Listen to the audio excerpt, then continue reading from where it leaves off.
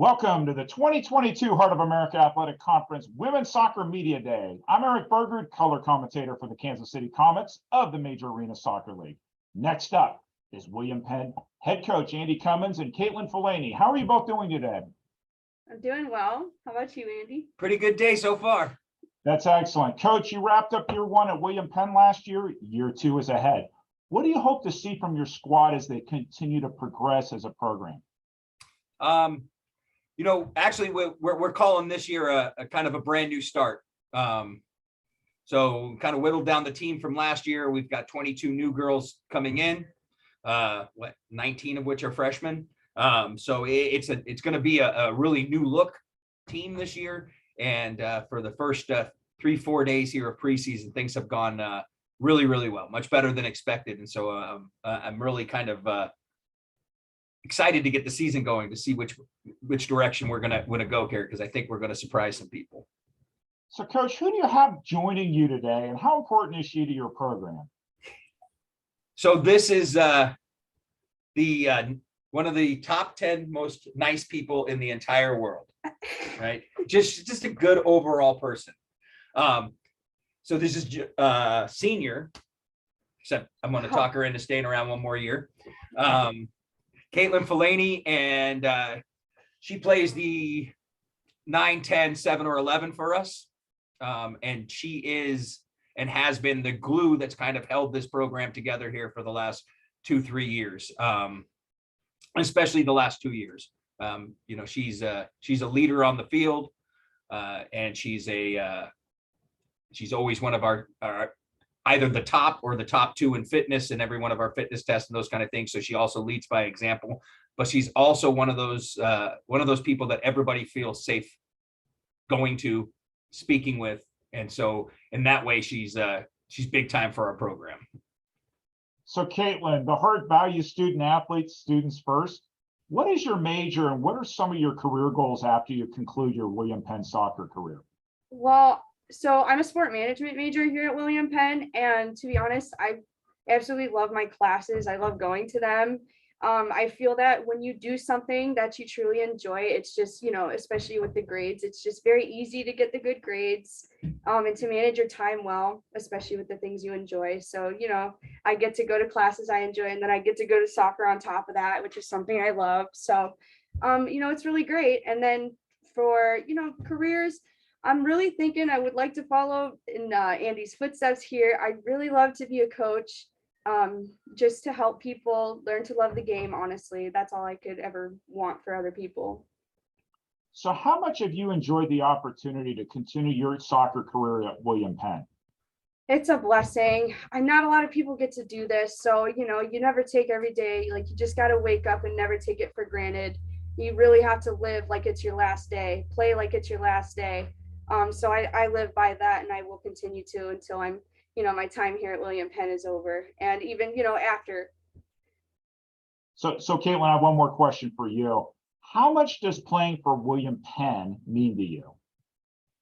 Well, considering just being here for the past 4 years, just seeing what this program has gone through, just all the highs and lows, it means a ton to me for Andy to come in and kind of take this program over and turn it into something that I know is going to be super great when I leave.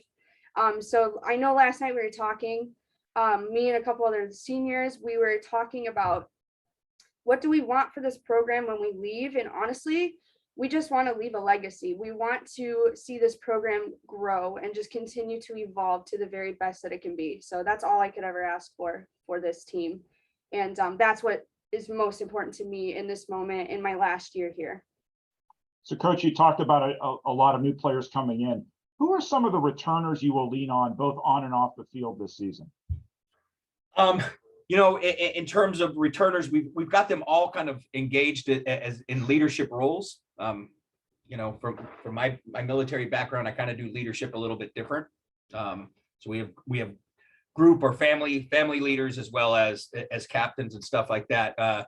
Gracie Greener, who we affectionately call Bubbles, is our captain this year. Taylor Whithour is our captain. They're both returners, and I think, I know Taylor led us in scoring last year, and Gracie was, she played outside back. She'll be moving to center back this spring, and I would definitely say both of them are for sure starters in our lineup. Who am I missing here? Sophomore Piper Davis, who's just a spark plug. She's one of our group leaders, and she's going to be super important to a team out at 7 and 11 positions. Abby Moore, who will play in our 6 or 8 role, and she's also one of our team leaders, our group leaders. Like Taylor, like Gracie, like Caitlin, like Piper, they hit all the marks for leadership of what I'm looking for, right? They're good people, great GPAs, want to do more for the program, step up and take a leadership role. They want that role. They want that responsibility.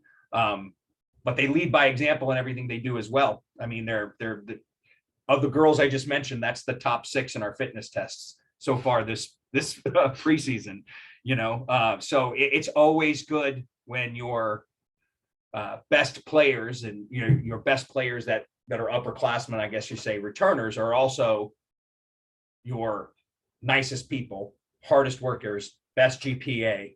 In that method, or in that aspect, we, even though this program has gone on some hard times and we're trying to turn around, I feel incredibly blessed with the girls that we kept here, that stayed from the years past, that stuck with it, that is the core of the group and core of this rebranding and restart for our program. That core is strong, and I can't ask for I'm sure I'm missing somebody and they're going to beat me up on it. But I couldn't ask for more in terms of that. I really couldn't. So, Coach, what will it take from your team to climb the standings in the Heart in 2022? Last season we lost 3 games in overtime, 4 games by 1 goal. You would have thought in all of those games that like one time the ball would have bounced our direction and we'd have got something there. We didn't. Obviously our karma was bad. So, in terms of last year, I felt like we were right there. We just couldn't take that next step for whatever reason. I don't feel like that's going to be an issue this year. I think we're going to be a little bit more talented across the board, where our fitness is definitely going to be better, and our team chemistry and culture, I think, is going to be better. I expect to compete. It's always tough in our conference. We've got the top 1, 2, or 3 teams are just super strong because they're super strong nationally as well. Right? They're nationally ranked teams. But I expect to finish this season in the top 5 in the Heart and make the conference tournament. Coach, we're asking each head coach the same question.